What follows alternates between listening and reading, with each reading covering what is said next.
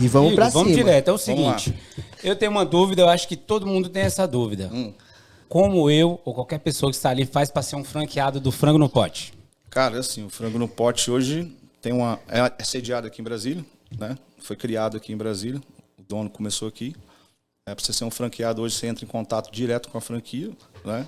E vai ver as possibilidades de onde tem, como já tem, por exemplo, em Brasília tem muita loja já, né? Uhum. Aí você tem que ver as possibilidades onde você consegue abrir, se tem mercado, porque se você colocar uma loja muito perto da outra, você acaba enforcando um cara que já está ali, né?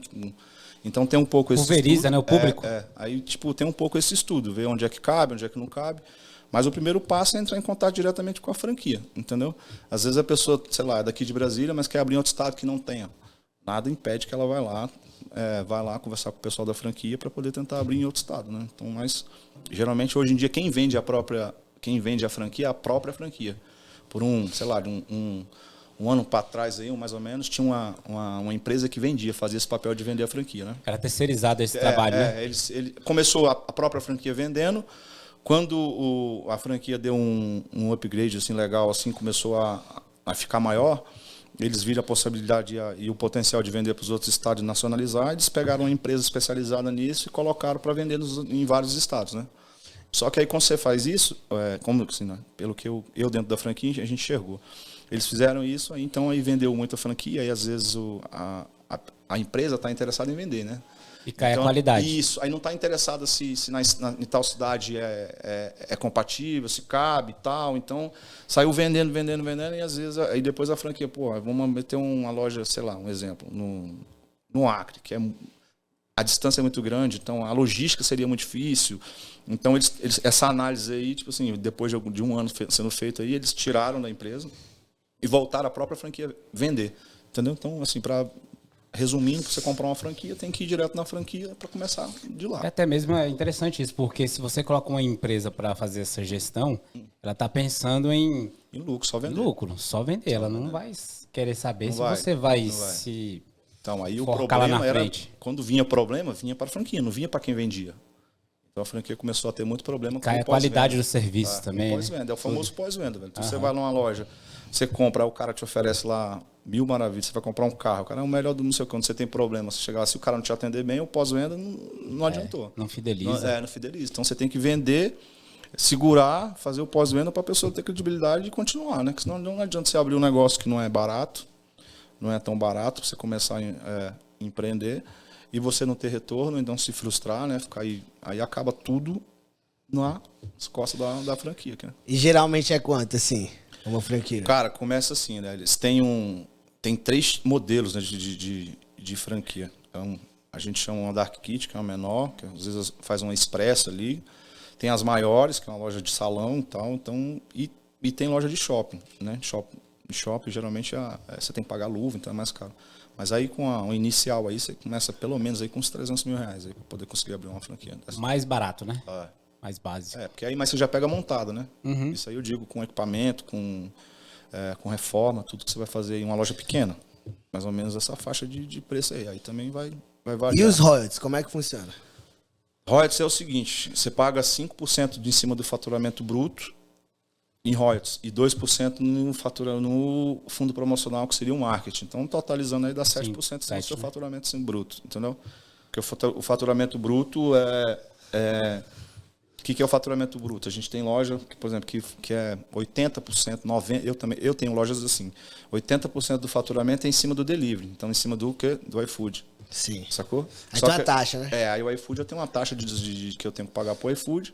Então, um exemplo lá, eu vendi 100 mil numa loja, tirou a taxa, aí 18 mil, eu pago o royalties em cima dos 100 mil. Então, não é do que eu vendo no real. Então, entendi. Tem essa assim. Mas tem isso um aí deságio ali acontecendo. Isso, mas né? isso é regra de franquia, sabe? Tipo assim, todas as franquias que você for, vai ser mais ou menos nessa pegada. Umas mais, umas menos, mas todo mundo que parte para a franquia vai já viver sabe isso que vai ter o royalties, né? Sabe? E é o que você, assim, e é o justo, assim, você pagar o royalties, como a gente diz, é o mais justo para quem tem franquia. Porque o royalties é o que faz o negócio girar, e outra, é o que te dá o suporte. Você pagando o royalties é o que o cara consegue botar. Então, é isso que eu queria entender, tipo, tem soluções, eles te dão soluções, assim? Dão. Quando você precisa ter um problema específico, eles te dão as soluções, assim? Como é que funciona, assim, esse suporte? A franquia é uma consultoria De negócio, o tempo inteiro. todo. O tempo todo. Sei que, tipo assim, eu não tinha experiência nenhuma em alimentação. Nada, zero. Então, tipo assim, quando eu abri a primeira loja, eu fui mais de 40 vezes no mercado num dia, porque eu não sabia de nada. Então, tipo assim, abriu a loja. Meu irmão, aí eu lá compramos 20 pés de tomate e 2 quilos de tomate, ou de alface, por exemplo. Aí você ia lá, velho, comprava. Dava 2 minutos, acabava tudo. Aí tu voltava pro mercado, porque a gente não sabia como é que funcionava nada. Nada. Então, assim, acabou o frango. Aí corria pro mercado, comprava Tem frango. que ter essa logística também, né? Isso, assim, não, o certo era a franquia também, quando eu entrei, ela estava num processo de mudança e reestruturação bem, bem bacana, assim, né? Eu peguei ela numa fase assim bem estável, que eu já estava em Brasília, eu acho que uns 4, 5 anos, se não me engano, 6 anos que eu já tinha aqui em Brasília. E quando eu entrei, ela foi melhorando, ela foi crescendo, eu fui acompanhando o crescimento da franquia, né? Então não tinha os processos que existem hoje, né? Inclusive a franquia acabou de ganhar um prêmio lá em São Paulo, que é uma das franquias, tipo assim, mais reconhecidas de 2023. Então, tipo assim, mais confiáveis, tipo 5 estrelas, sabe? Tipo assim, a gente está inclusive viajando para lá, para São Paulo, para ir para essa feira que chama ABF. Bacana. Então, E uma curiosidade que você falou aí, assim, até para mim, eu acho que pro dólar também, pro espectador, é a questão de que eu achava que eles mandavam para vocês já o frango. Não, vocês compram, né? Faz a compra? na verdade é o seguinte, a franquia... Como é que vocês padronizam isso? A franquia tem um centro de distribuição que fornecem algumas coisas. O principal, que é o tempero, que é um segredo da marca. Sim. Né? Patenteado, ninguém sabe como é que Foi o funciona. que eu imaginei. Deve ter um viciante ali. Exatamente isso. Não é? É o segredo. Tá no cofre, é o segredo. É o tempero. É o tempero, né? Então, assim, lá na fábrica, que é o centro de distribuição próprio da franquia, eu compro vários itens. Os molhos, os temperos, os pães, a farinha específica, porque é uma farinha específica, não se vende em outro lugar, você não compra no mercado. Essas coisas a gente compra diretamente com a franquia. O frango, ele é liberado. Como a gente trabalha vai lá com a parte nobre do frango, que é o filé de sassami. Sim. Entendeu? Sim. Desculpa. O principal, o nosso carro-chefe é o filé de sassami, que é o que dá o frango no pote. E alguns, a gente chama de cortes, que é uma coxa, sobrecoxa, tal, algumas coisas assim. Mas o principal, 80% do que a gente gira ali é filé de sassami. Então, isso é liberado, assim, é igual o filé de sassami não tem padrão, isso. Então, né? é padrão. Então, o que você faz? Você é liberado para fazer cotação de preço, entendeu? Então, a gente, como franqueado, eu posso pesquisar onde é que está mais barato, ir atrás do fornecedor, negociar, e comprar o frango. Porque até mesmo o vendedor, o empreendedor, ele ganha na compra. O segredo do negócio é assim, um dos segredos que a gente chama é você comprar menos e vender mais. Você vai acertar, você vai ter lucro, você vai saber... Você vai ver dinheiro se você comprar certo, que é o que a gente fala. Sim. Se você comprar desesperadamente, encher sua loja de estoque só para você não...